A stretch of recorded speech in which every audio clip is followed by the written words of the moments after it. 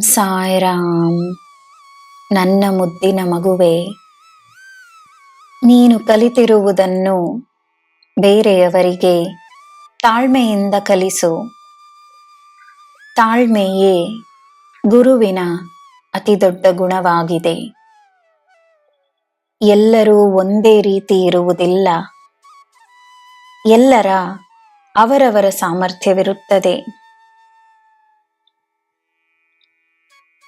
ಯಾವುದು ಹೇಗೆ ಕಾಣಿಸಿದರೂ ನೀನು ಅದರಲ್ಲಿ ಒಳ್ಳೆಯದನ್ನು ಮಾತ್ರವೇ ನೋಡಲು ಪ್ರಯತ್ನಿಸು. ಒಳ್ಳೆಯದನ್ನೇ ನೋಡುವ ವ್ಯಕ್ತಿಗೆ ಇಡೀ ಬ್ರಹ್ಮಾಂಡದ ಬೆಂಬಲವಿರುತ್ತದೆ.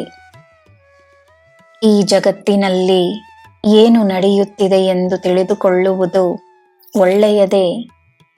ಜಗತ್ತಿನಲ್ಲಿ ನಡೆಯುತ್ತಿರುವ ಒಳ್ಳೆಯ ವಿಷಯಗಳಿಗೆ ಗಮನವನ್ನು ನೀಡು.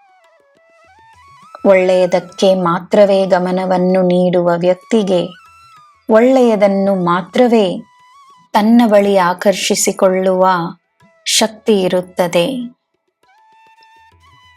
ನಿನ್ನಲ್ಲಿ ಆ ಮಹಾಶಕ್ತಿಯನ್ನು ಸೃಷ್ಟಿಸಲೆಂದೇ ನಾನು ನನ್ನ ಮಾರ್ಗದರ್ಶನವನ್ನು ನೀಡುತ್ತಿದ್ದೇನೆ.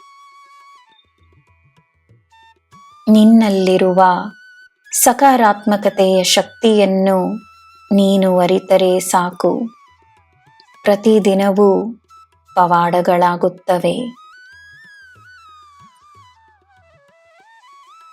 ನನ್ನ ಮಗುವೆ, ನಿನ್ನಲ್ಲಿ ಹೊಸ ಶಕ್ತಿಯೊಂದು ಹುಟ್ಟಿ ಬರುತ್ತದೆ.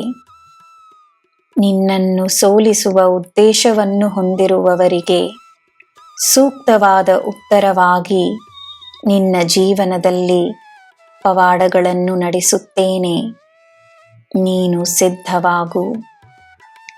ಸಮಯವನ್ನು ನಿನ್ನ ಪರವಾಗಿಸುತ್ತೇನೆ.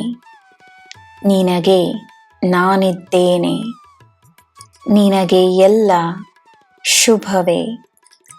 ಜೈ ಸಾಯಿರಾಮ್.